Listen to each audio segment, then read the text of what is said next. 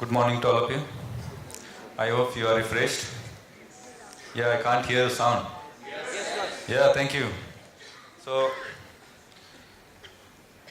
this is our organization, Maharashtra Cyber, the initiative of the Maharashtra government. I'm talking on behalf of Maharashtra Cyber.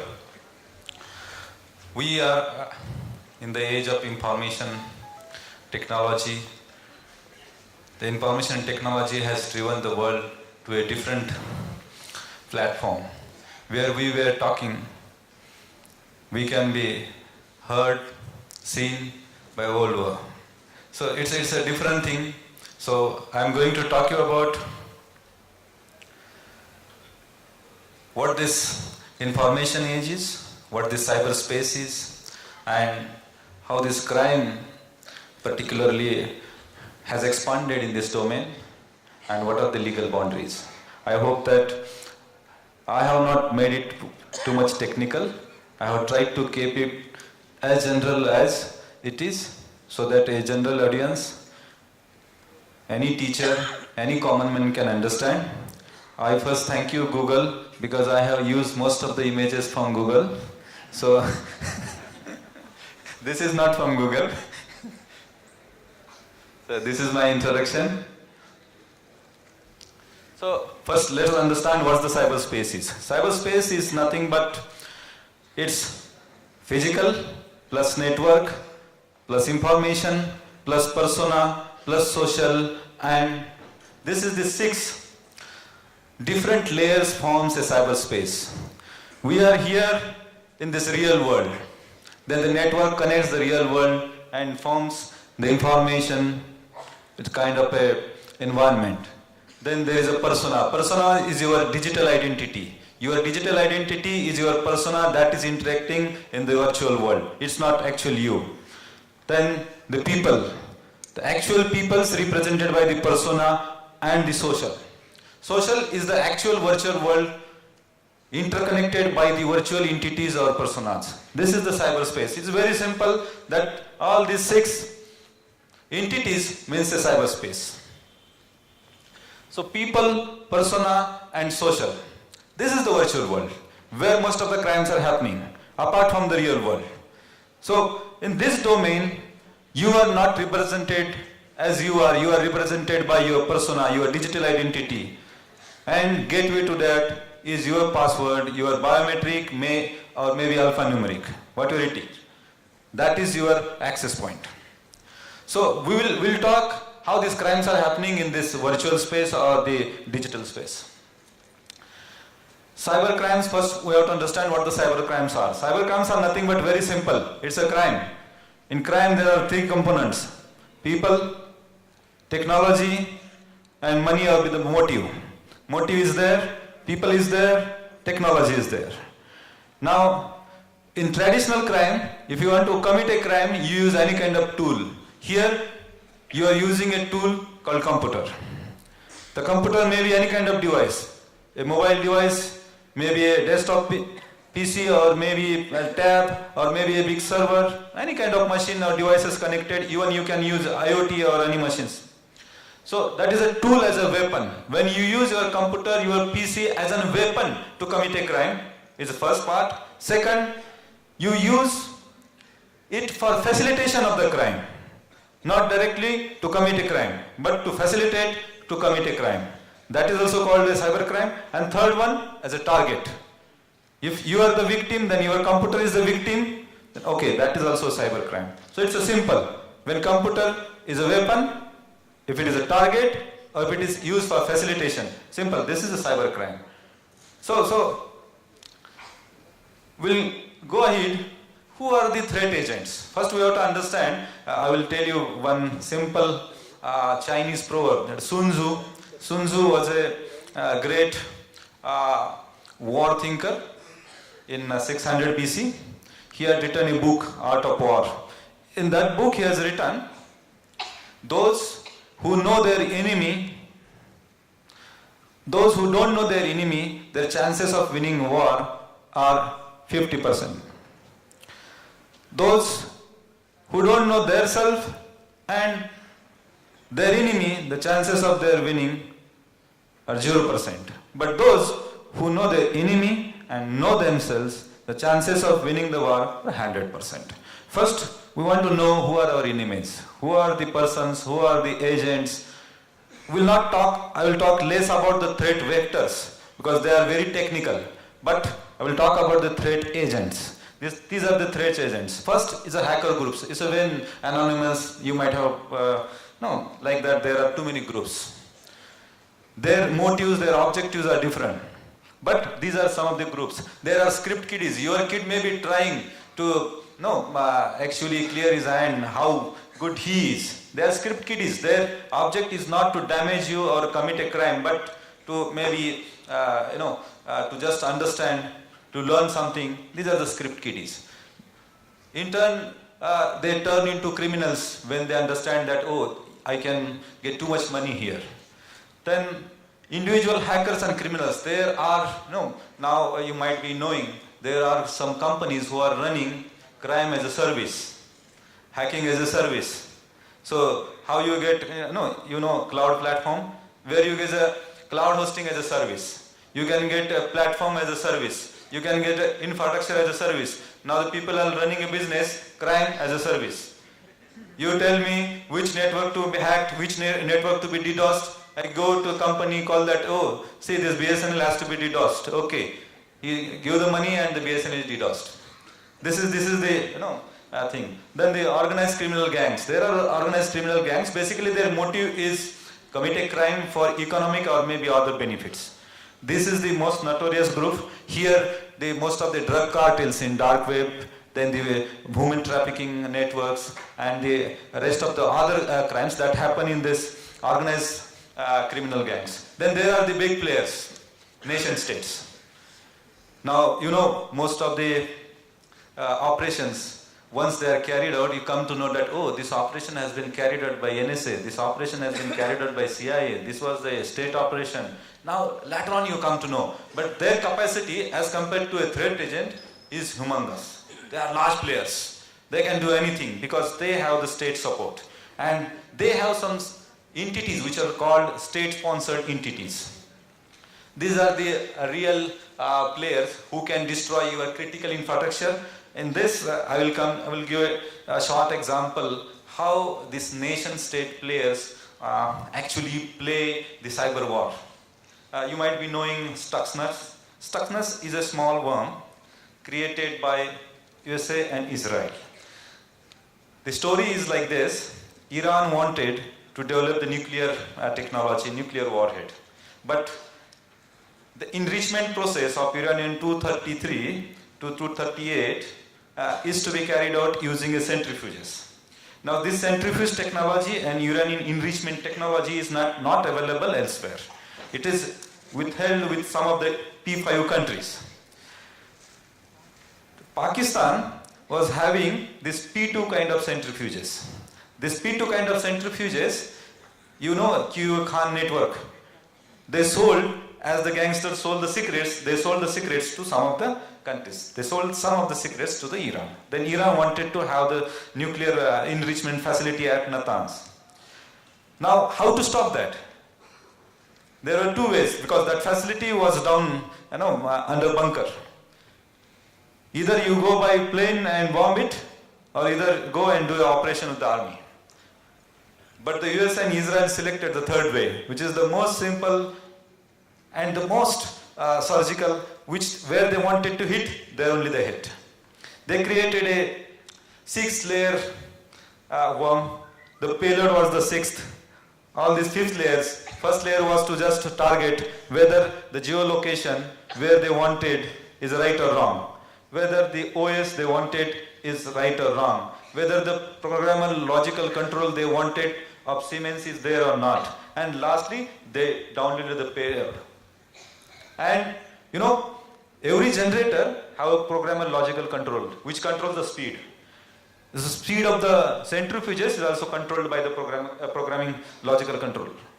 So that program was changed a bit. Simple. From 5000 RPM to 8000 RPM. If just RPM is changed, the generator blasted. The generator blasted, the entire chain of the centrifuges got blasted. Then what your uranium was there, it was spread, radiation started, the plant literally was more damaged than it has been damaged by bombing. This is the Stuxnet operation, how the cyber war can be carried out by the nation states. So,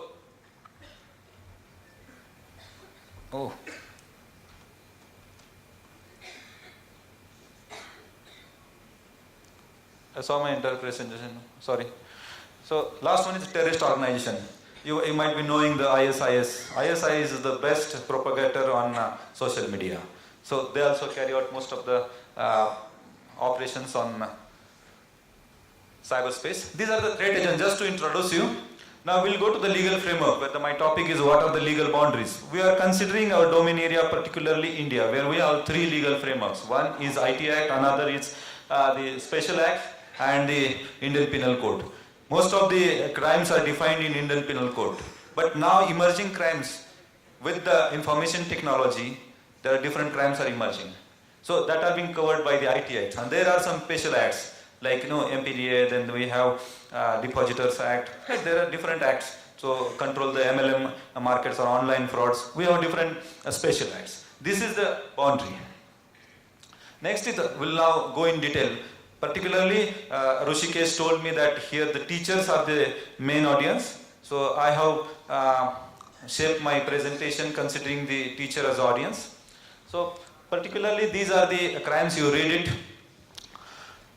From student perspective, who are your clientele is the students. You have to shape the minds of the students. From students' perspectives, some of the crimes which are important as dangerous online games.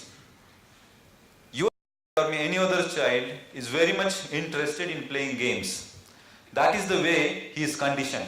He likes, most of my own child plays near about 2 to 3 hours on online games. Now the bandwidth is good, so people are playing online.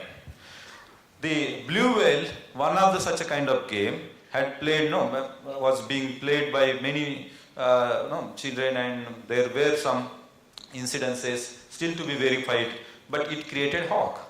And first, as a parent, you are too much worried. As a school teacher or as a teacher in the society, you have to first counsel the student, their parents, and understand how this game is being played, and then decide what kind of counter narrative you can arrange for that. So some people design the white whale, then good whale and bad whale and like that. So you have to design a counter narrative, and then you have to engage the child. So this is the first kind of big crime, where the boundaries of law are very vague. Playing a game, online game, there is no such a regulation in India particularly.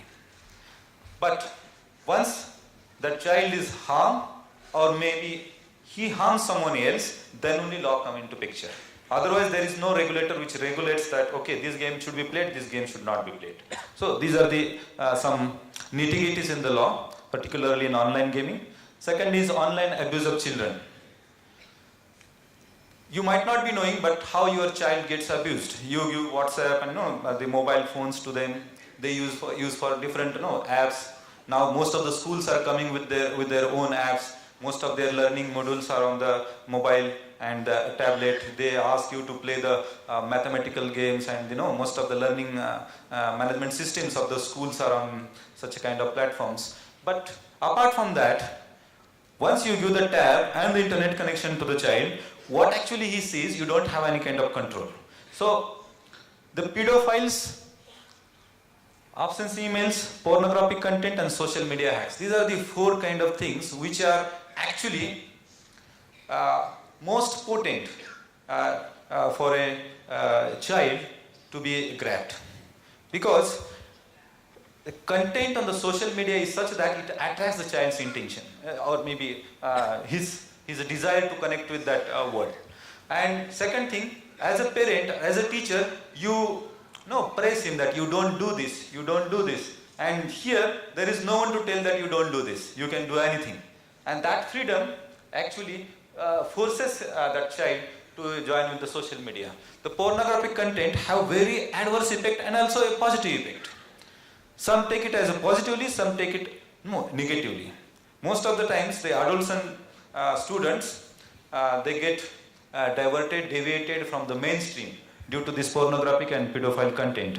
So law is very stringent about this, IT Act also, and Indian Penal Code also very stringent about it. My request to all of the teachers and the parents is that if any such a kind of case, suppose you take example of Big Boy school or that any other school where the recent incidences has happened. School initially goes on reluctance that they first say that okay, such incidents has not been happened. But you first, my humble submission is that first go report to the police, let them investigate, and if any kind of cyber angle is there, let them come to a conclusion that okay, what has really happened. These are the some of the crimes. Most of the images are from Google because you will get it. Cyber social media abuse. This abuse, trolling. Now, I will the case that I will discuss Shreya Shingal and State that I will discuss later on. But trolling. Now you place something on the social media and people start to troll it. But there is no law that would stops you from trolling. It's a freedom of expression.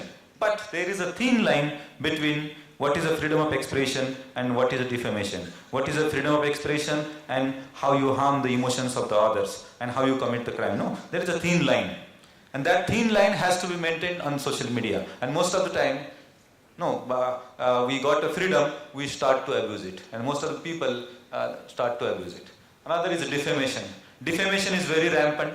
Now, with the defamation, we have to see it from a larger context of information warfare. Because most of the nation state, most of the organization, parties, they play their information campaign. This information and disinformation campaigns are nothing but information warfare. And in that, any person can be defamed. Any state, organization can be defamed. In turn, your school, your child. I will share one case, not with name, but one of the IB school in Mumbai, they have very rich students. The IB school have. Two girl students had a fight. So both were sharing their Instagram password to each other when they were fast friends. Later on, that girl turned to be hostile. They became enemies. That another girl, they changed the profile password and all these things of the other girl and started to post the options messages. The another girl was in such a trauma that she went to do, in such a condition that she was about to do a suicide. So, we have to, this is a defamation. A defamation to a adult, he may take otherwise or he may protect himself. But to a child, it's a different thing. They can't protect themselves. So they may go into psychological depression. So you have to see how our child is actually reporting it, whether reporting it or not, and how he is responding to such a kind of defamations. Then revenge porn is now the new phenomenon, and in schools and colleges is most of the thing. Agar tum meri nahi ban sakti, to kisi ki nahi ban sakti. This type then they make the videos viral. This is nothing but a revenge porn. It's very viral on social media. Then they morphing up pictures. This is also a kind of tum meri nahi to kisi ki nahi to. But they try to mock the pictures and send it on, make viral on social media. This is the thing. There's a particular social media crime. Then cyber stalking. If you like someone, then you go and check their profiles again and again. Go and see their photos again and again, and try to give options comment. Try to keep tab where your location is. That is called the cyber stalking, and that is very rampant. And particularly the girl childs are being stalked very heavily on the social media. So you, as a parent, as a teacher, you have to educate your students what this stalking is and how to, because you don't know which are the privacy settings of social medias. You have to first teach them these are the privacy settings. Then the ID theft. ID theft, I can be you, you can be me on virtual world. And it's just a alphanumeric password or maybe biometric password. That is in between you and me on the net. These are the social media crimes and the law. This Shreya Shingal case, most of all know that section 66, where any offense material, threatening material, if posted, anyone can be booked. Now the Supreme Court told that, okay, it's very vague. You have to specifically define what is threatful, what is offense. And the Supreme Court has struck down this act. Now people are being trolled, people are being actually sent obscene messages, but they are not on the verge of obscenity or not. Has to be decided. In that case, the law is very blur here. The privacy, now the Supreme Court has given a judgment that privacy is a right. But in IT Act, there itself is a provision in 66A that your privacy is maintained, and any intermediary, take example of any intermediary, that is any social media company or internet service provider, have to protect the privacy. Online messaging, now most of the people are using WhatsApp. You know why they are using WhatsApp, Signal. The moment you understand that, okay, the people is only trying to talk to on WhatsApp, that means they want to talk something secret because they are encrypting the things. So, and you don't know what actually is going on. I come across a case where there is Tinder platform. You might be knowing a Tinder platform. On Tinder platform, to go onto Tinder platform and register, you have to give some credentials. Once you give the credentials, people don't chat on Tinder. Then they come again to the WhatsApp because it's encrypted and it's not with the server of the Tinder. And later on, then they start to chat with WhatsApp. And WhatsApp thing is encrypted, no one knows. So in such case, the girl child first, in peer pressure, because they were peer group and they had a kitty party. And they decided, okay, we should show ourselves as adults and we'll play a game. And they registered on the Tinder, and later on they couldn't control because the request flashed in, and then they engaged in the WhatsApp and the crime happened. So these are some of the things which you have to take into consider while why your child is using WhatsApp, what kind of messages he is actually sending and receiving. The online radicalization and hate propaganda. These are the things which you have to see. The CP madam also talked about the ISIS and its information operations on the social media. These are the most, impactful thing on social media and net. Most of the terrorist organization, most of the radical and extremist organization, they are running their propagandas and radicalization programs through YouTube channels, through Twitter, through different Facebook groups. The law is very clear about this. The 66F and IPC, they are very clear. Then social engineering attacks and the IT Act. I have come across a phone call from Jamtara that, okay, your credit card number is such and such. We have generated an OTP, you will be receiving a OTP, you please share with us. And the moment you share, the next 2-3 minutes you receive 2-3 messages that such and such amount has been withdrawn from your account. This is the general scenario. This is called the phishing. This is the first picture. Such huge call centers have been set up. Pune police and also Thane police, they had very good, wonderful raids regarding these call centers. So this is nothing but, and this is the widespread crime, because here the economics is involved. Everyone is getting money in that chain. And the line is very important. We can't stop the human stupidity, and why it is happening? It's due to this. Then the prevention is better than cure. So what we have to do as a teacher, as a guide and counselor, or as a parent? So to report the crime to the police, unless until we put law into motion and the investigation process starts, any incidents happen is there itself. It's not on the police records or government records, needs not being actually investigated. So technical investigation is another thing by the companies, by the social media companies, and police investigation is something different. If you want to create a deterrence in the society, then you have to register a crime, then only deterrence will be created. Then cyber hygiene.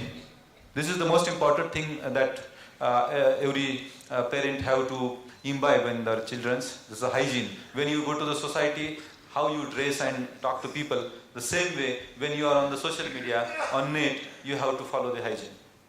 And the hygiene is personal, organizational and societal. Then the cybersecurity literacy. We had campaigns, literacy campaigns. Now it's a time for cybersecurity literacy campaigns. Then check your digital footprints. Check your privacy settings, where your footprints are, where your photos are, what kind of messages you have sent on digital platforms. Checking these digital footprints is very important. You teach your children, your students, check your digital footprints every 15 days, every month. No, that's important. Then let's build a trust in digital technology. Because if you feel that digital platform, crime is rampant, and that is imbibed on the student's mind, the trust in digital technology will be lost. So what our dream of cashless will become no dream only unless until we develop trust in the digital technology. And the events like this, WeFight Cybercrime, they are the a step in that direction. Then the government efforts, this is my last slide. The government, you should not feel that government is doing nothing. Government is doing a very wonderful job in this domain also.